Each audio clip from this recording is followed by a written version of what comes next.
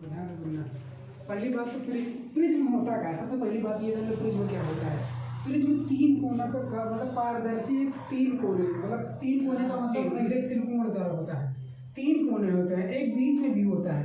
जैसे कि कभी कभी देखे हो तुम लोग, अरे मैं कैसे बताऊँ, तीन कोने, अरे तीन कोने वाले वो जैसे कि कमरा का फल आता है ना, एक वो रहता है। हाँ, कमरा फल, कमरा के जैसे फल होता है वैसे होता है। तीन कोने का, ये शीशे का होता है, पारदर्शी होता है।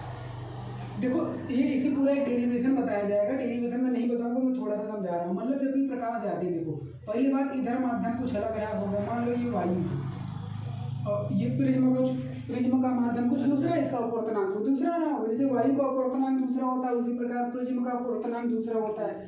पहले प्रकाश जो है, मतलब लाइट जो है, वायु से प्रिज्म के अंदर गई। देखो अपने मार्ग से जाना तो इसको सीधा चाहिए, लेकिन सीधा नहीं गई, थोड़ा सा तिरछा हुई नीचे झुक गई। रीजन ये है कि ये था विरल और ये था सघन।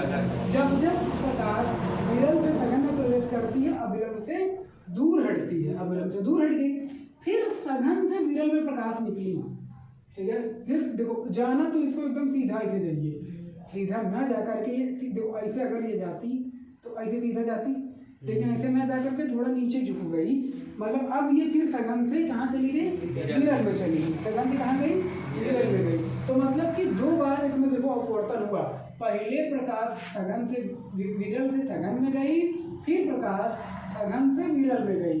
तो इसके कहने का मतलब देखो, वैसे प्रिज्म का जो इस्तेमाल किया जाता है, जब भी प्रिज्म से श्वेत प्रकाश, जब भी प्रिज्म से श्वेत प्रकाश निकलता है तो वो अपने 7 रंगों में विभक्त हो जाता है। वो 7 रंग होते हैं, बैगनी, हाँपी, नाला या ट्रिक होती है।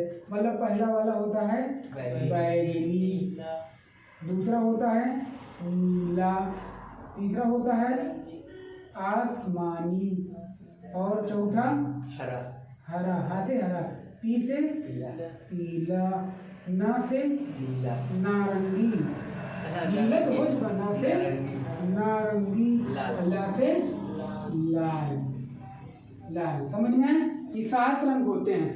ये अपनी अपनी तरंग दैर्घ्य के अनुसार झुकते हैं। और यार मैंने उल्टा बना दिया, सॉरी, ऐसा नहीं होगा, ये उल्टा होगा। पहले आएगा लाल नीचे से, क्योंकि सबसे ज्यादा विचलित होगा बैगनी। नीचे से, नीचे वाला होगा बैगनी, फिर दूसरा होगा नीला, फिर होगा आसमानी,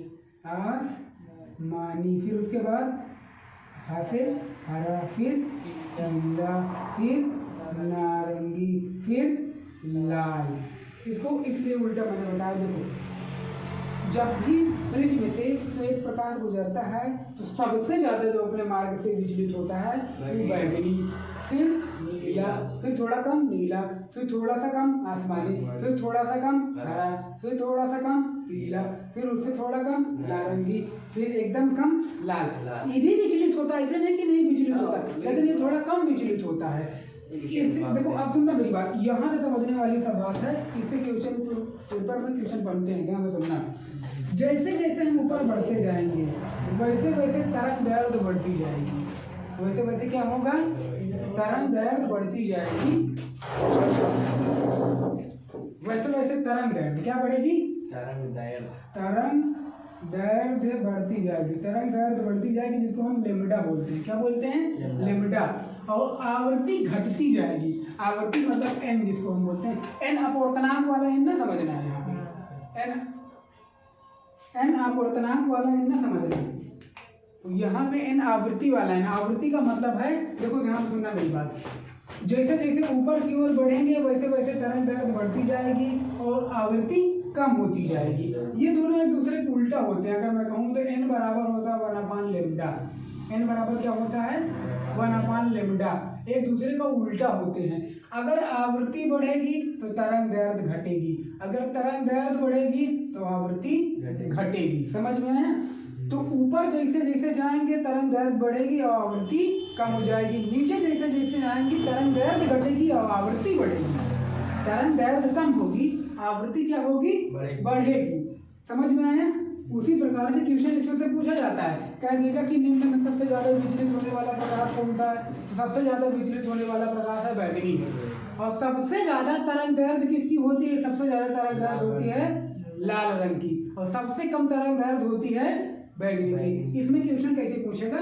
4-5 कलर इकट्ठा दे देगा और उसको कहेगा कि बढ़ते हुए तरंग दैर्घ्य के रूप में स्थापित कीजिए। बढ़ते हुए तरंग दैर्घ्य में या घटते हुए तरंग दैर्घ्य में 3 बता देगा, कहेगा कौन कम है, कौन ज़्यादा, कौन। जैसे कि मैं एक सवाल देखो मैं बना रहा हूँ, जैसे एक सवाल यहाँ पे, जैसे मैं यहाँ पे 3 कलर लिख दे रहा हूँ। जैसे मैंने लिख दिया लाल और लिख दिया हरा और यहाँ पे लिख दिया पीला। अब इसको तुम्हें बढ़ते हुए तरंग दैर्घ्य के रूप में लिखना है, तो सबसे पहले कौन है? सबसे पहले छोटा, सबसे पहले छोटा। इन तीनों में सबसे छोटा कौन सा है? सबसे छोटा कौन सा है? हरा है। फिर उसके बाद लाल है, पीला। फिर उसके बाद क्या है? पीला। पीला है। फिर उसके बाद क्या है? लाल। ऐसे सवाल पूछे जाते हैं कंपटीशन में भी। एयरफोर्स का एग्जाम हो गया, नेवी का, कोस्ट गार्ड वगैरह में ऐसे सवाल पूछे जाते हैं। समझ में? 3-4 कलर दे दीजिएगा, कहेगा कि कौन सा तरंग दैर्घ्य का बढ़ता हुआ क्रम है, कौन सा आवृत्ति का बढ़ता हुआ क्रम है। जब तरंग दैर्घ्य बढ़ेगी तो आवृत्ति घटेगी, आवृत्ति बढ़ेगी तो तरंग दैर्घ्य घटेगी। इतना याद रखना। समझ में आया? और देखो श्वेत प्रकाश में जो होते हैं 7 वर्ण होते हैं, 7 वर्ण। जो धूप निकलता है सूरज वाला ना, इसमें 7 रंग होते हैं, ये 7 रंग। रीजन देखो कभी कभी पूछा जाता है कि नॉर्मल रेजर लाइट प्रिज्म से मारे तो उसमें क्या क्या कलर निकलेगा? कैसा? जैसे रेजर लाइट है किसी भी कलर की, अगर किसी कलर की है तो पर्टिकुलर किसी कलर की, लाल कलर की है तो लाल ही ज़्यादा रहेगा उसमें। और दूसरा कलर भी रहेगा। बहुत से कलर के होते हैं रेजर लाइट। देखो कभी कभी क्वेश्चन पूछा जाता है कि जब सूर्योदय सूर्यास्त के समय हमें सूर्य लाल क्यों दिखाई देता है? सूर्यास्त के समय सूर्य लाल क्यों दिखाई देता है? बता सकता है कोई? अरे वो उसका लाल रंग का वो ज्यादा होता है। हाँ, सूर्योदय के सूर्यास्त के समय सूरज बहुत अधिक दूरी पर होता है, सूरज बहुत अधिक दूरी पर होता है, जिससे सभी प्रकाश की तरंग दैर्घ्य कम होती है तो वो हमारी आंखों तक नहीं पहुंच पाती। लेकिन लाल रंग की तरंग दैर्घ्य थोड़ा ज्यादा होती है, इसलिए हमारी आंखों तक पहुंच जाती है।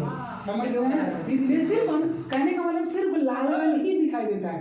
बचपन में खेलना खेले होंगे, बत्ती जला के ऐसे हाथ में ऐसे देखे होंगे, लाल लाल दिखाई देता, कहते खून दिखाई देता, खून नहीं है वो। समझ में आया? जब ऐसे लाइट जलाया जाता है, प्रकाश विस्फार से निकलती है तो सभी प्रकाश की किरणें रुक जाती हैं, लेकिन लाल वाली पार हो जाती है, उसकी तरंग दैर्घ्य ज्यादा होती है, इसलिए लाल दिखाई देता है, वो खून नहीं है। लेकिन ये आज ही पता चला ये नहीं खून नहीं, याद रखना। जब भी लाइट मारते हैं तो वो लाल कलर सभी प्रकाश की तरंग दैर्घ्य कम होती है, जिसकी वजह से वो रुक जाती है इधर, बाकी लाल वाली पार हो जाती है, क्योंकि उसकी तरंग दैर्घ्य 8000 के करीब होती है। मतलब कि टॉर्च को उसमें मारेंगे प्रिज्म में तो सब निकल रंग निकलेगा। हाँ, टॉर्च को मारोगे तो उसमें से निकलेगा, कि सफेद वाली टॉर्च। कोई भी टॉर्च मारोगे तो देखो जैसे एक दो टॉर्च होती है, बाइक वाली टॉर्च जैसे लाल कलर की होती है, एक सफेद टॉर्च होती है, LED वाला जो होता है निकलेगा उसमें से भी। टॉर्च प्रिज्म में मारा जाएगा तब प्रिज्म में रेनबो बनता है। रेनबो बनता हुआ देखो कभी रेनबो। रेनबो बनने का कारण क्या है? रेनबो बनने का कारण ये होता है, रेनबो क्या होता है? इंद्रधनुष, आसमान में इंद्रधनुष देखो रेनबो। जब बारिश हो रही होती है किसी तरफ, थोड़ा थोड़ा बारिश हो रही होती है, थोड़ा थोड़ा बारिश हो रही थी, पानी गिरता रहता है, तो पानी भी एक प्रिज्म का काम ही करता है, वो प्रकाश उसमें तो गुजर जाती है और उसके पीछे सूरज चमक रहा होता है। तो पानी से हो के सूरज प्रकाश जब निकलता है ना, उधर से पानी से हो के जिन्हें प्रकाश निकलता है तो अपने रंगों में विभक्त हो जाता है, 7 रंगों में। तो 7 कलर दिखाई देते हैं हमारे रंगों में।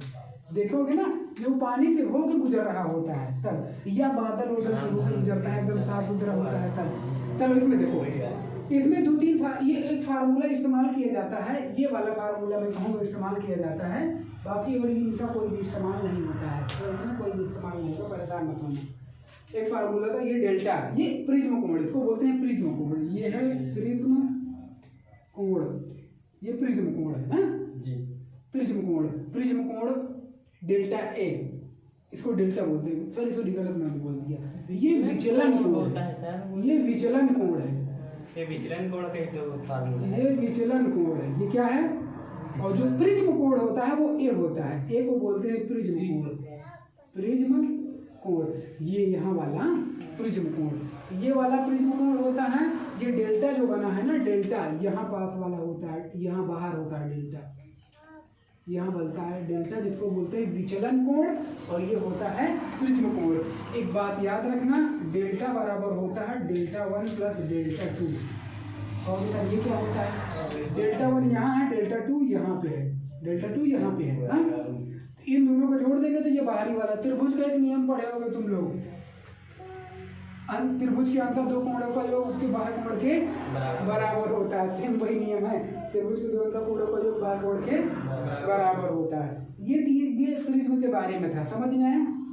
प्रिज्म एक पारदर्शी पदार्थ होता है जिससे प्रकाश अपवर्तन के पश्चात, परिभाषा सुन लो पहले प्रिज्म की। प्रिज्म एक पारदर्शी पदार्थ होता है जिसमें प्रकाश के अपवर्तन के पश्चात प्रकाश अपने 7 रंगों में विभक्त हो जाती है, प्रकाश अपने 7 रंगों में विभक्त हो जाता है।